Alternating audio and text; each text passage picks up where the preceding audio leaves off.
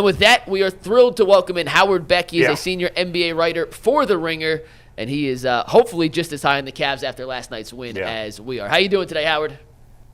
Doing great, gentlemen. How are you? We're Awesome. great, Howard. And before we get into anything else, I know you're from California, born and raised, so I hope everybody in your family that still may be out there is okay, because obviously we've all seen the videos, and it's pretty horrific what's going on out there. No, thanks. Appreciate it. I'm originally from the Bay Area, but I did spend 9 years in Southern California. My wife's family is in Ventura County. But you guys would not believe how many people, names that you would know, and I don't want to disclose everybody, but there's a lot of NBA people, both media, coaches, players, others with ties or homes, not only in the Palisades area, but in the Pasadena area. Everywhere you've seen a fire. Unfortunately, I know people who have been affected. I know a lot of people who had to evacuate the last couple of days. So I appreciate that, and I'm just sending my heart out to all of them too, because it's rough. It's really scary. It's horrifying. Just awful. On a much lighter note, Howard, I think there's a lot of fans around the country. Certainly not here, and certainly not in Oklahoma City. But there's a lot of fans that have not seen much of the Cavs or much of the Thunder. And if they got their first taste of both teams last night, they were probably pretty excited, as just a basketball fan to see that game. I know we were as a neutral guy. What did you make of the two best teams right now in the league playing last night? I mean, they delivered. It was a great game. You get a little cautious sometimes if you're an NBA media person, if you're a reporter, if you're saying like, hey, this is a big game. This is I know it's early January. These are the dog days of the season normally. And you say, hey guys, if there's one game to tune into right now, this week, this month, Cavs Thunder. And the casual fan is going to be like, I think I've heard a little bit about the Thunder, but the Cavs, I'm not sure. And maybe people aren't familiar. And then you just hope the game delivers, right? On behalf of the NBA and all of us who love the league, even as a neutral observer, you hope it delivers. It delivered. So that's number one. Number two is, I mentioned January, normally the dog days of the season, and yet here we had really a meaningful game. You don't always get these, right? They created the NBA Cup because they wanted to manufacture meaningful games. This was way bigger, with all due respect, than that, because these two teams may well be on a collision course for the finals. The Thunder have been the favorites since the offseason, since the summer, to come out of the West. The Cavs have not been the favorites because the Celtics won the championship and came back completely intact. And so the rest of this season, I think, and obviously we've got a rematch of these two teams next week, but the rest of the season, I think, is going to be a lot about, okay, the Cavs, they delivered. They made their statement. They showed what they're capable of on a big stage against a really great opponent, against another absolute contender.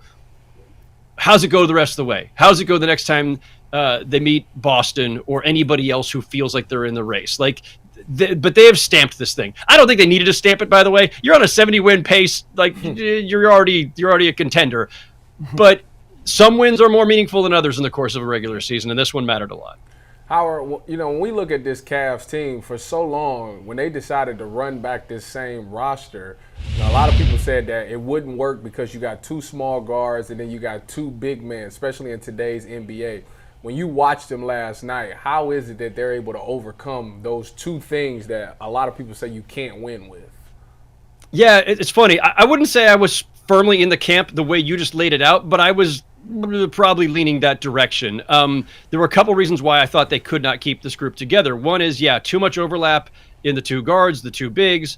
Was it fluid enough? I mean, listen, there were times last season, you guys saw it up close, where sometimes they were at their best when one or two of the four were injured. And it was a little bit more simplified, and you knew, okay, it's Donovan's show because Garland's out. It's Garland's show because Donovan's out.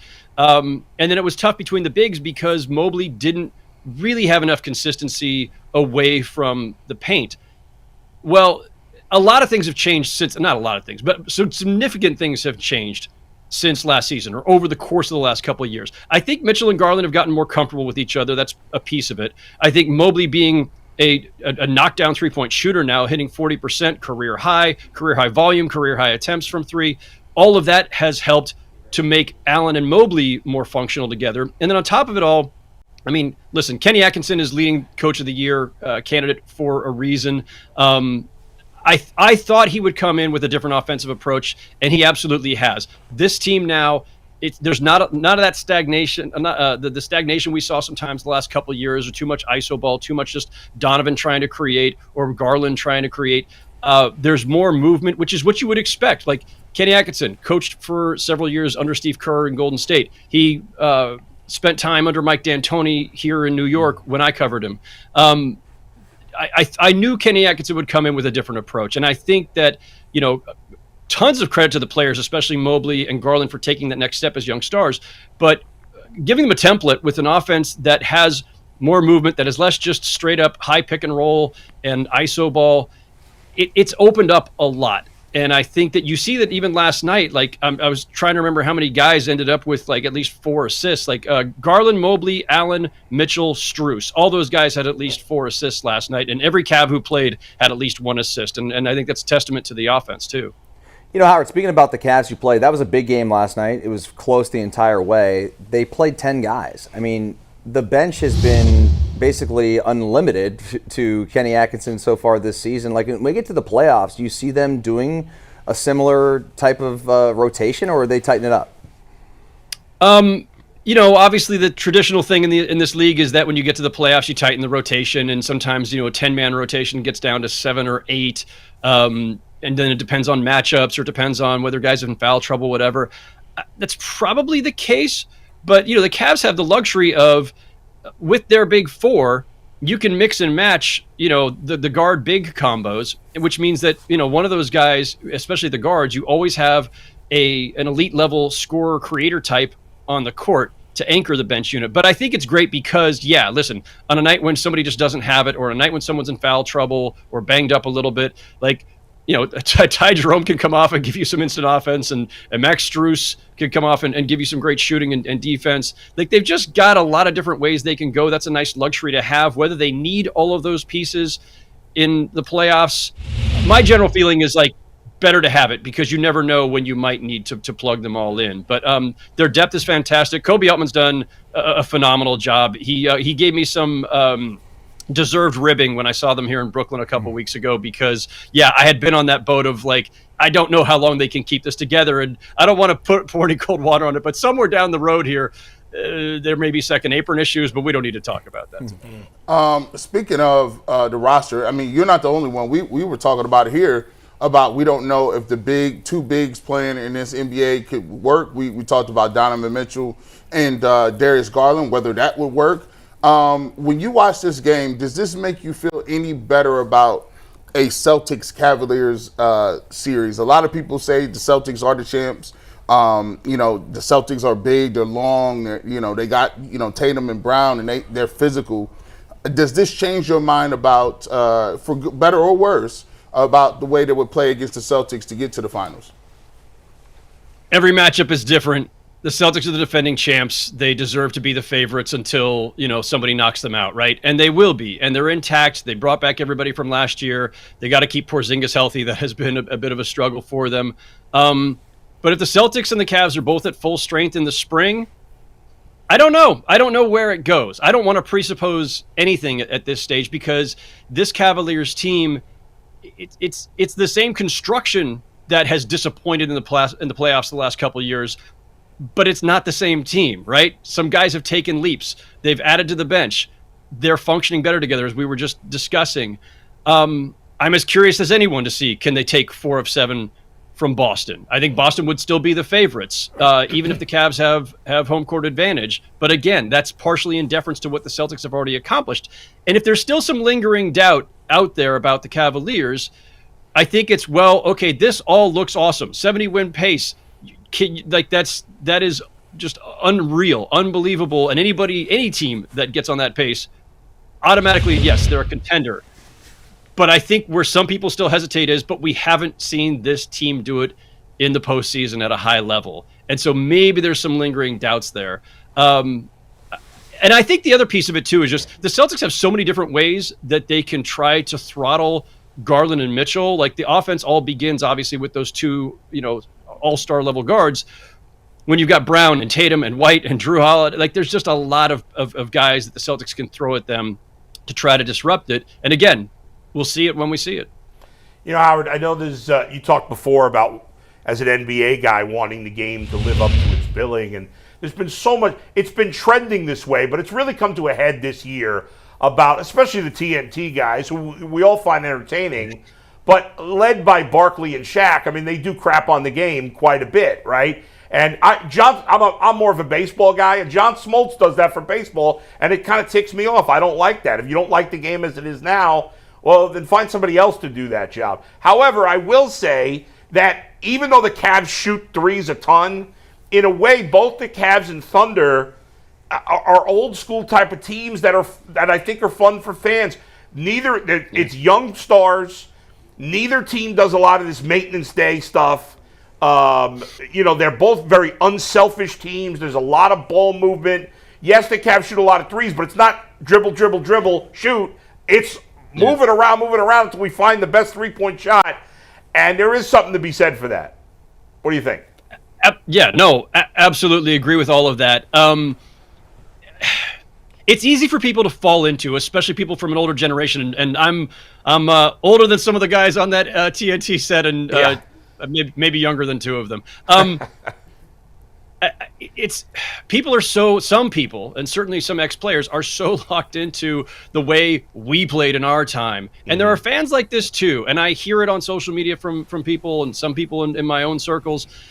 Listen, just watch the games, folks. Just watch the games, and not, Wizards versus Nets or something. Like, watch a game like last night's.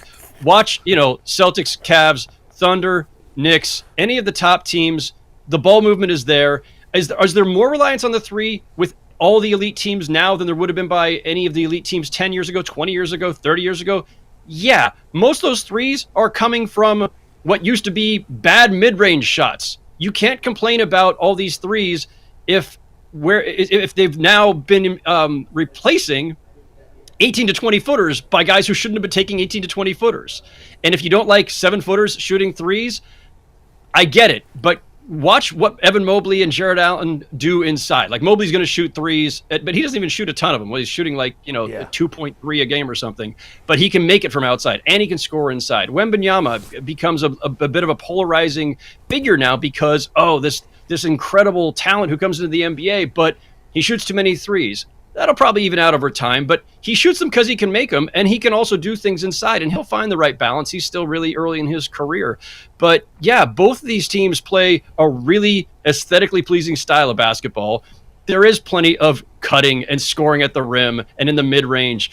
Hartenstein's got a great floater. Ty Jerome's got a great floater. Garland Mitchell have their float game.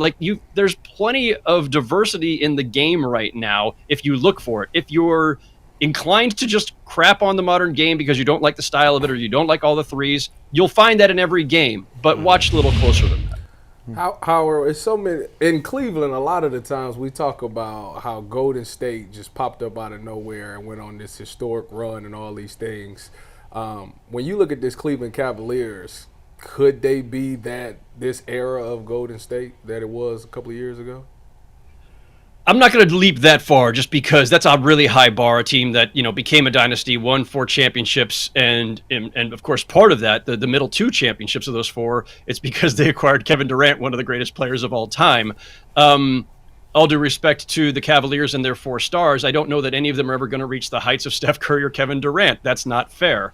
That's not a fair bar to set for them, and I don't think a dynasty bar is fair to set for them either. Let's let them make some deep runs and see if they can get to the finals and see if they can win a championship before we start talking about multiple. And it's a couple of years ago that the Nuggets win a championship, and immediately people are saying, oh, well, they're young, they're all under contract. The Nuggets are going to be the new dynasty. And I said, whoa, hold on. They've only won 1. Can we win 2 before we start talking about dynasties?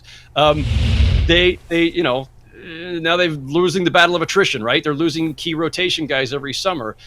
It's hard in today's NBA. It's really hard under this particular collective bargaining agreement, this economic system where we've got the first apron, the second apron, and all these limitations. The Cavaliers are going to have to, again, I don't want to have to go down this road right now because this is things are great there. Eventually, they're going to have to reckon with some of the financial realities of today's NBA system. So I do think that this team can reach very high highs. I do think they can win a championship. I think that if they can keep it together, multiple Sure, in theory, that's there. I think the talent level is there. They're just going to have to navigate all the other things that teams have to in today's NBA: injuries, bad luck, salary cap issues. Last question before we get you out of here, Howard. We appreciate you. How many All-Stars did the Cavs get? That's a great question. You know what? Like, we're gonna in less than an hour here, the NBA is gonna announce the second round of fan returns in the voting for the starters. Donovan Mitchell was among the top 2 vote getters among the guards the last time. I think he'll probably still be there. So let's say that Donovan Mitchell gets in as a starter. He'll be the only starter from the Cavs. It's interesting when you start looking at the candidates for the reserves, which will be picked by the coaches. The Cavs are going to have a lot of benefits here from just happenstance. Paolo Banchero and Franz Wagner from the Magic are both hurt and have missed a ton of games, so they're probably going to get pushed down the list. Joel Embiid and Paul George, same deal. Not enough games, probably get pushed down the list, so that's going to help. Jimmy Butler's meltdown in Miami is not going to help Jimmy Butler's candidacy. So that's going to help it a little bit. Obviously, Jared Allen and Mobley deserve it on their own, but when you're trying to squeeze on 3 or even 4 guys from one team, the coaches have to weigh that against who else is deserving. And a lot of the guys I just mentioned, who in a normal year would have been, I think it's easier to put a line through now. So I think, the idea of at least 3 of the Cavs making it, definitely in play. All 4, a little tougher, but I think it's on the table for sure. Nice. Hey, Howard, real quick before you go, I can't let you get out of here without talking about pizza, because you do live in Brooklyn now, and we got to find out if a California. I'm from Brooklyn, but I've lived in Cleveland for a long time. We got to find out if a California guy has good taste in pizza. I'm skeptical about this. What is your favorite pizzeria in Brooklyn? This is an easy call because they're right up the road from me, and they're one of the greatest, and they've been stamped by everyone from NBA players to Taylor Swift, and that's Lucali, right up the road from me here in Carroll Gardens, Brooklyn. All right, you get credibility. Now, I got a little nervous. Because sometimes, like, there's a couple of places that are very popular that to me aren't as good. But that's not the case. It's Cleveland. Most people are. There's a place, Linda Street. Do you know that place? No. Anyway, I think it's in Williamsburg, but it's not as good. But my mom grew up in Carroll Gardens, so that is a good pizza area. So what's hers or what's yours? Mine was always DeFara's, on Avenue M, but since the old man died, I went there once and it wasn't quite as good. I recently tried Paulie G Slice Shop for the first time. I don't know if you've been there. Have not been there. Have heard of it. Have not been. I think it's in Dumbo. Maybe it's in Williams. I'm not sure. But anyway, that place was fantastic. It's really good. And then there's an old school, there's some old school places where I grew up in Old Brooklyn, like Sheepshead Bay and that kind of area. But anyway, you get my Brooklyn seal of approval there, Howard. Not that you needed it, but appreciate that. Shout out to Lucali. They're as legit as it gets. Yes, that's as good as it gets. Thanks, Howard. Appreciate it. Howard. We'll talk to you later. Howard. Thanks, fellas. All right, Howard Beck, good stuff. One Check of the best him out NBA on guys. The Ringer. He does a podcast. I swear you ask him about pizza every time we've interviewed him.